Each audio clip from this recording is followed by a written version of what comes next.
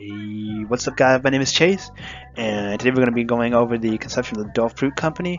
This is going to be a long one, guys, so buckle up, stay tuned for a Manscaped ad at the end, and please don't forget to subscribe. Just remember to also smash that like button. I'm trying to get to 2.5 million subscribers by the end of this year, so if you guys could make that happen, it'd be my dream come true. Alright, so guys, as you know, there are two sides to every story, and let's take it back to 1851. A little known company called the Castle and Cook Investment Company. They invested mainly in rail, sugar, seafood, just the big industry because Hawaii was starting to become not a humongous player in the world economy, but it was especially starting to become sizable. They could prove that Hawaii was doing something. So Samuel Northup Castle and Amos Starr Cook made this company to get a jump on everybody else. They were so successful they thought, you could have sworn it was Wall Street guys. These guys were self-made millionaires. They were out there pounding the ground, getting the work done, putting it in, just to make some money.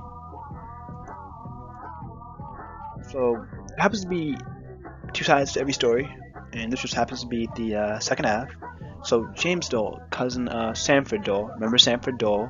He was originally the president of Hawaii, but then in approximately 1898 he became the governor because President Grover Cleveland decided to get Hawaii annexed to the U.S., which was really crazy. Remember that, guys? And anyway, James Dole was from Massachusetts, and he always had what you would call a business mind. So he went to Harvard and graduated with an agricultural degree from the Bussey Institute.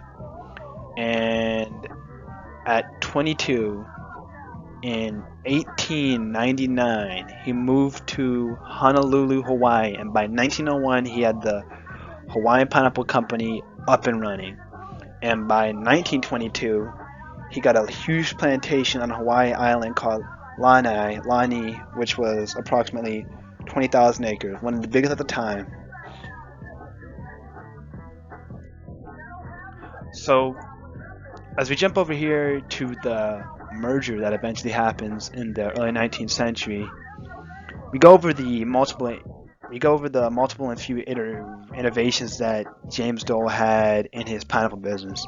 So, in 1913, he got a new machine for his factory called I guess it's like a pineapple core and a pineapple peeler. It was invented by Henry Gabriel Ganica, and it could peel and core approximately 35 pineapples every minute. This was revolutionary. They were the key players. They got the key technology. They got it done. They got the money, right? So eventually, this led them to become the largest pineapple distributor in the world, right? And once again, that's previous information from the last slide. In 1922, they had the island of Lanai to increase their output, right? And here comes the connection, guy. There's a little known company called Castle and Cook that approached them, right? They wanted to buy approximately 21% stake in their company.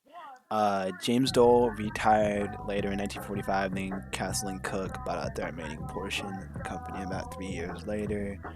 And eventually there was worldwide expansions to markets such as Asia. They changed their names a couple times. In the beginning, the reach of the company was mostly American, but as they gained more recognition in the mid 20th century, Dole quickly expanded worldwide, even crossing borders of continents, moving out to Asia, such like that. And they even sponsored their own race series called the Dole Air Race with the cash prize for first place of $25,000, and that also put Hawaii on the map as like a travel destination, which that's pretty impressive for a company to do.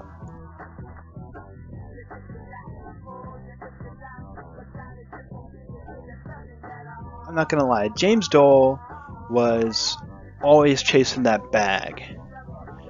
However, as the years went on and on and on, he eventually became an innovator, a huge innovator in the pineapple game. He just wanted to share his tropical exotic fruit with the rest of the world. And that moves us or segues us to our significance of this. So, for one, it introduced the world to more canned goods because that was a big, huge revolution at the time. Canned goods, canned goods, canned goods.